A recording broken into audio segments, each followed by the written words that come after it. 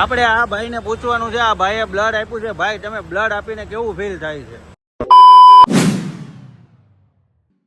કેમ છો બધા? તો આજના બ્લોગમાં તમારું હાર્દિક સ્વાગત છે મિત્રો. આજે આ જોઈ લો, આપણા અવધના ગણપતિ છે, અવધ કા રાજા.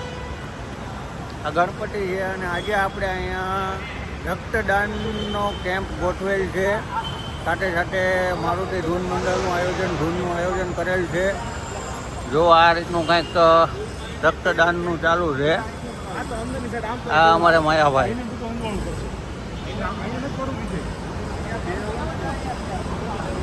આ રીતના રક્તદાનનું છે, લોકો બ્લડ ડોનેટ કરી રહ્યા છે.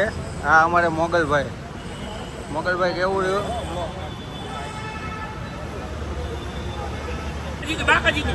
આપણે આ ભાઈને પૂછવાનું છે, આ ભાઈએ બ્લડ આપ્યું છે. ભાઈ, તમે બ્લડ આપીને કેવું ફીલ થાય છે?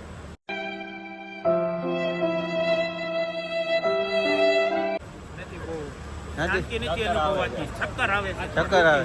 પણ તમને તમારી આત્મા દુખી છે, પણ તમારું બ્લડ જેને મળશે એની આત્મા તો સુખી થાય.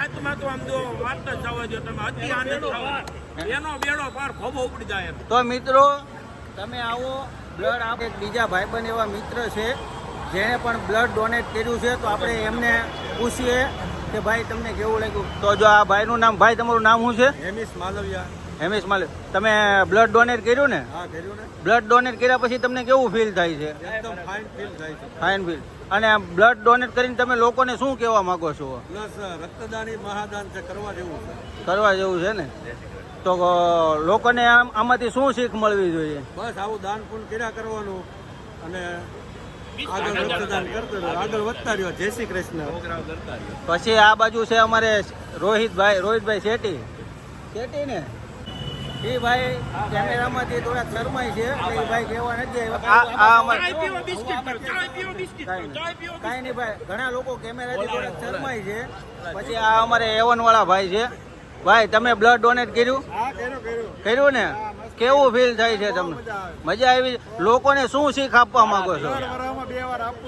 આપવું જોઈએ ને, બેનિફિટ મળે ને, તમને બેનિફિટ મળે અને લોકોને એક શીખ મળે. તો મિત્રો, તમે પણ બ્લડ ડોનેટ કરવા માંગતા? Etching patterns, leaving its mark.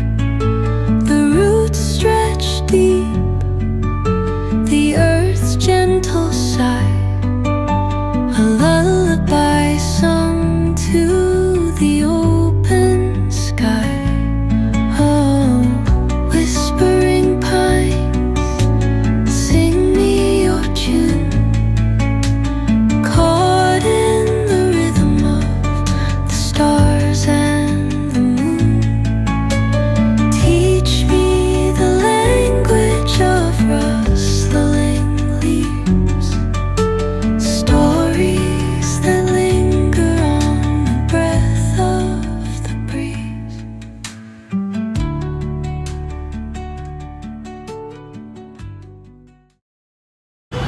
તો મિત્રો, ફાઇનલી 5 વાગી ગયા છે અને આપણે રક્તદાન શિબિર જે 5 વાગ્યા સુધીનું હતું એનો ટાઈમ સમાપ્ત થઈ રહ્યો છે.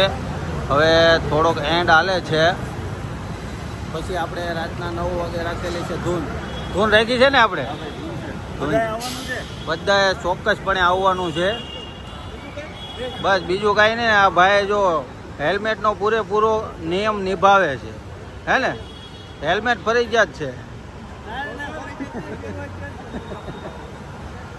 તો ફરીથી મળશું આપણે નવા વ્લોગમાં.